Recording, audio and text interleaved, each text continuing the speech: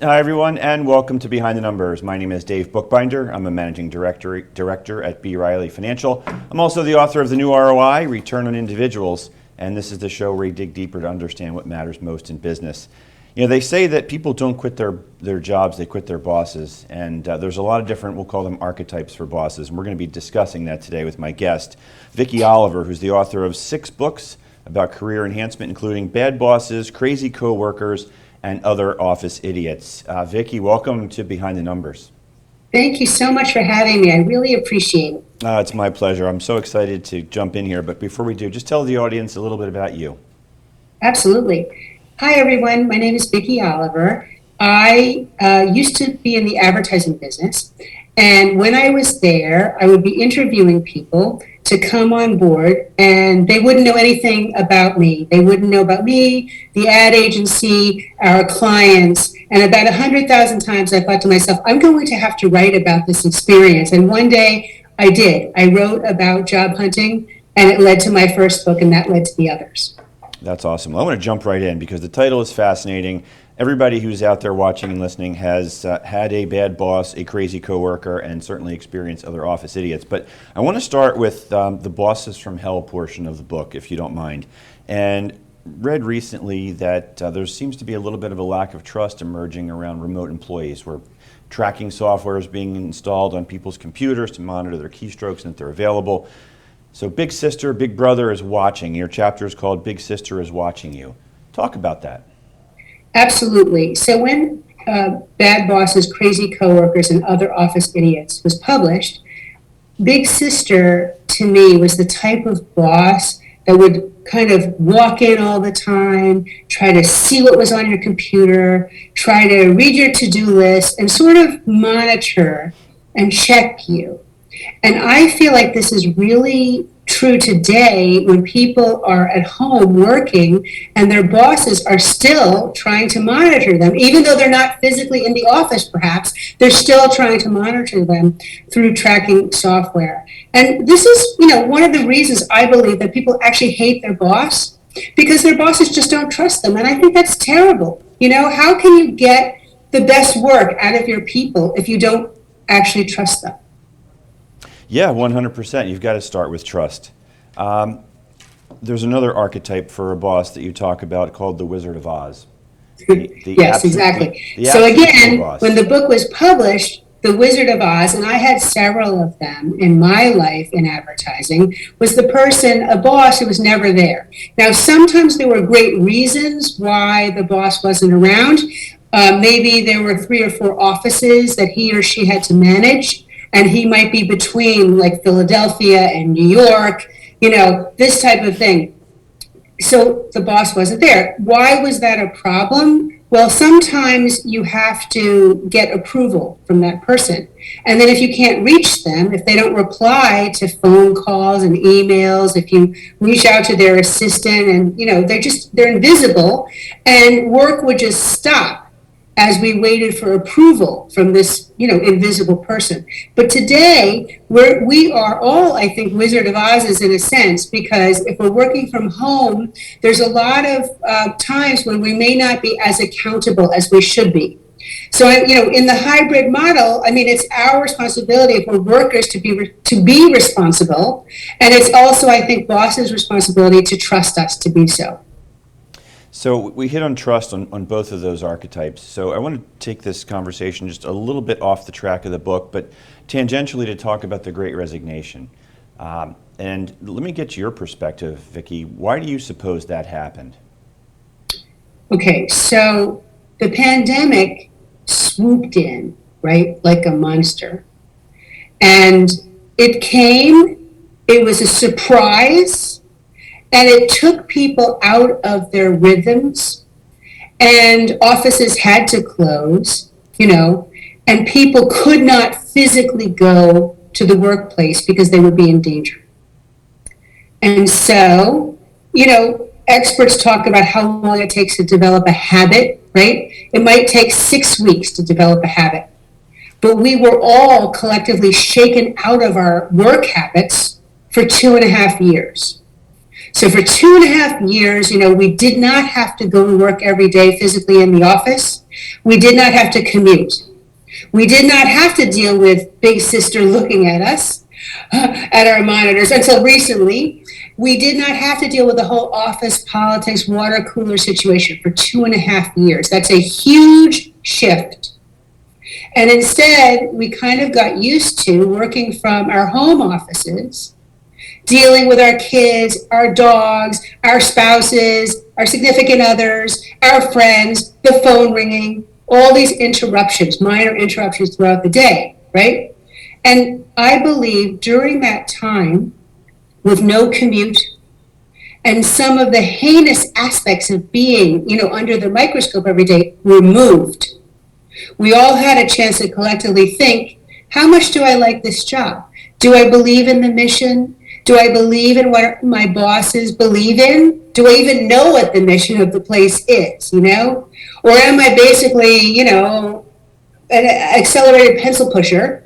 And I feel like we had a chance to really think. It was like sort of a deep philosophical think about where we are. And a lot of people said, you know what? I hate this job. I hate these people because they don't care about me. They don't trust me. I don't trust them. I don't like it here. And so there was like this massive, massive quit. And everybody just quit their jobs. Like 4.3 million people, to be precise, quit their jobs during the Great Resignation. And, some people came back, and some people call it like the Great Reshuffle, because some people just got other jobs. But a lot of people just said, you know what, I can live without like this crappy salary and these horrible people looking over my shoulder and not trusting me. I can live without it. And that's what happened. And now I'm talking to business leaders every day and asking them, frankly, what's their return to office plan? And it feels like most offices are trying to get back into some sort of a cadence, back into office, to reestablish the culture and the teamwork and the camaraderie that's supposed to exist. And it feels like it's a 3-day hybrid kind of a thing. Why don't people want to go back into the office, Vicky? I think it's because of those reasons that I just mentioned. When you're in an office, people are watching you at all times.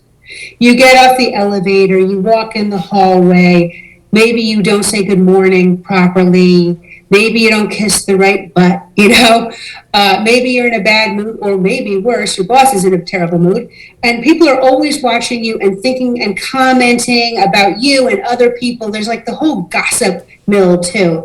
And it's not just doing your job. You know what I mean? It's not just the task. Let's say you are in advertising like I used to be, we wrote ads. It's not just that. It's not about how good you are. It's also about how well you played the game. Do you smile at the right people? Do you hold the elevator for the right person? And people don't like that. Just people don't like that. Especially, younger people really don't like it. They're good at what they do, and they don't want to be watched all the time. And I think that's the resistance that a lot of employees have about going back to work. They're like, you know what? I was productive, like during the pandemic. There were all these studies that said productivity increased during the pandemic. I was productive. I don't want to go back under the microscope, Why can't you just give me a little bit of rope and let me do my job? Why do you have to watch me do my job? That, I think, is the reason that people don't want to go back. The workers don't want to go back. Now, I live in Manhattan, and here, the Great Resignation has really hurt a lot of things because, people are not going back to the office 5 days a week.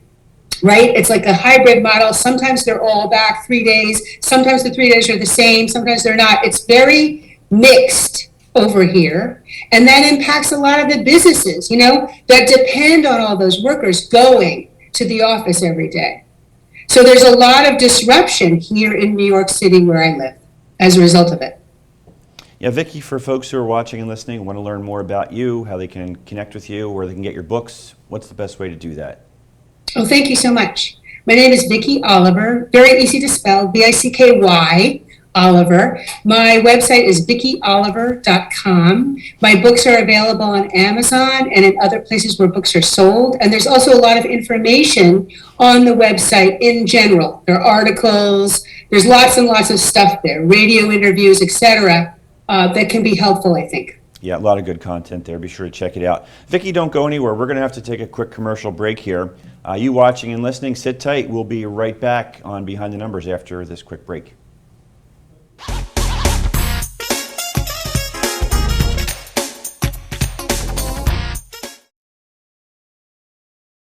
Aloha!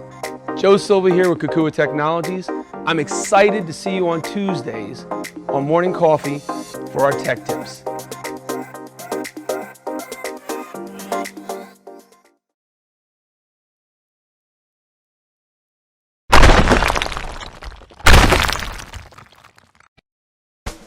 Let's face it, lawyers get a bad rap.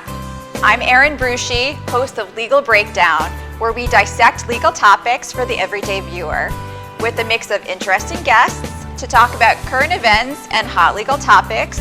Let's work together to make the law accessible and relevant to everyone. Catch us every week on RVN Television.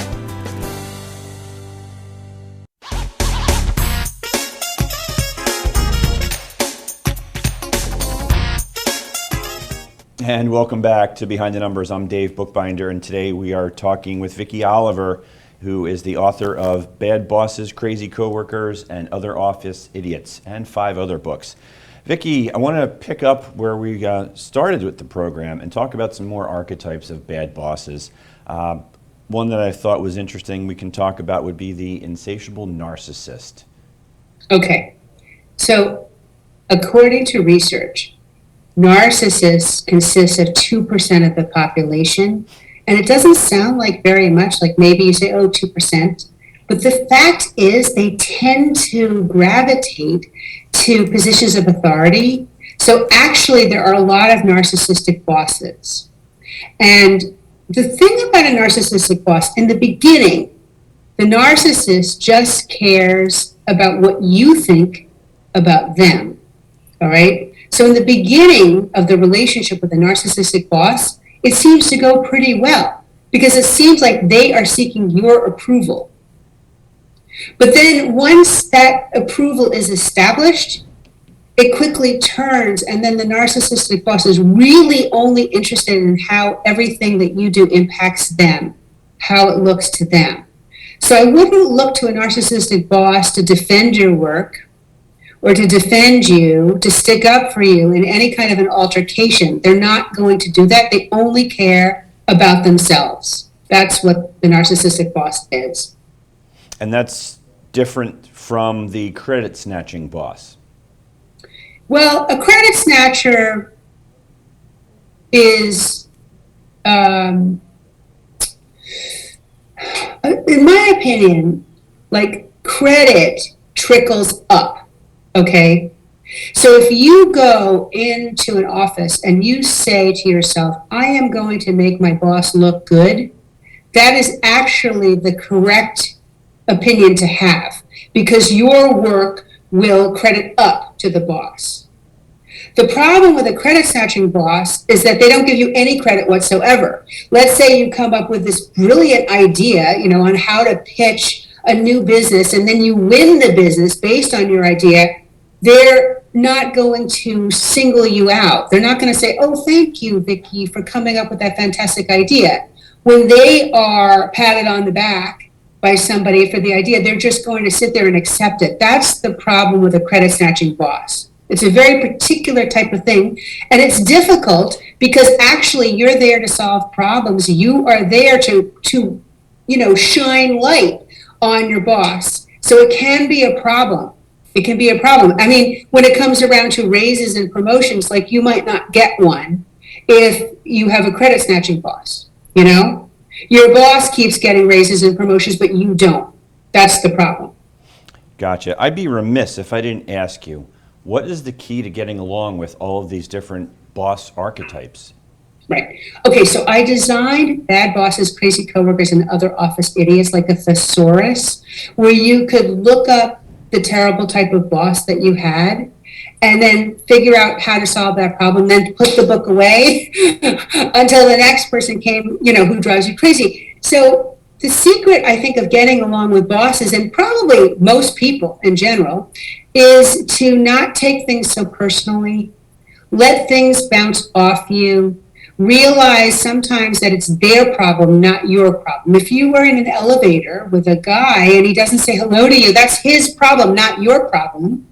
You know, if you do a magnificent job on a presentation and you're not thanked, that's your boss's problem. You know, maybe that guy had a fight with his wife that morning, or whatever the problem is, it's his problem, not your problem. And so if you can keep saying that to yourself, it's their problem, not my problem, and you pat yourself on the back, you know, and you try to be flexible, and you realize you're not always going to be rewarded for every fantastic idea that you have, okay? But if over time you are more often rewarded than not, and you can reward yourself by saying, I did a fantastic job, I was really good at this. If you can just be emotionally intelligent that way and not take everything so personally, you will do better.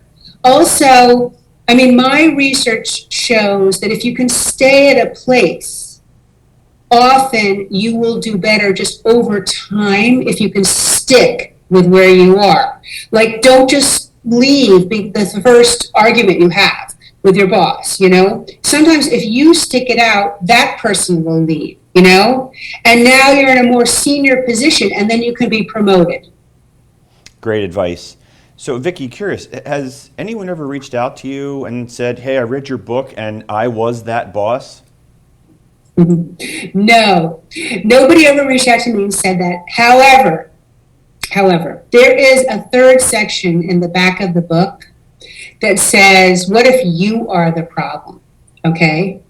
And that is a little bit of self-diagnosis for people to think, am I actually the type of person who monitors my employees when they don't need it, you know? Am I out of commission when they need me the most? Like, for you to diagnose if you are that type of personality that's contributing to the problem.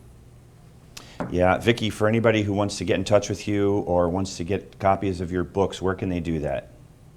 Well, my copies of my books are available on Amazon. My website is Vicky, V-I-C-K-Y, Oliver.com. And you can get in touch with me through the website. There's a lot of information there, and you can find my email easily and reach out to me with any questions that you have. Yeah, and in the spirit of, it might be you, if you're watching and listening and any of this resonates and you're thinking, hey, I've been guilty of doing that, think about what that behavior does, what the impact is on morale and engagement, retention and turnover and all that other stuff. Vicky, in the time we have left here, I want to make sure we cover as many of these archetypes as we can.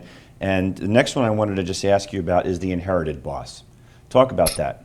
Okay, sometimes the inherited boss is a giant problem because a boss comes in, he doesn't know you. I'm just saying he, but you know, I'm saying he, she, they, you know. A boss comes in, right? They don't know you. They do know a lot of other people from their last place of employment. And many times that person has been given a mandate to bring in their own people. Right. And this is a huge issue.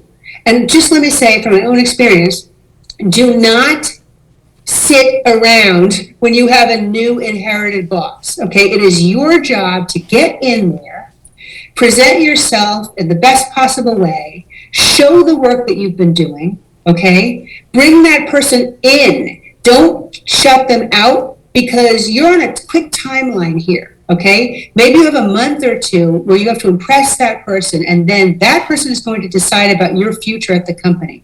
Inherited bosses are incredibly dangerous, and it is your job to persuade them that they need you. So try to become the go-to person for the inherited boss, and then you will keep your job. Yeah, great advice, especially for those who are going through any kind of organizational change, restructuring, merger, acquisition.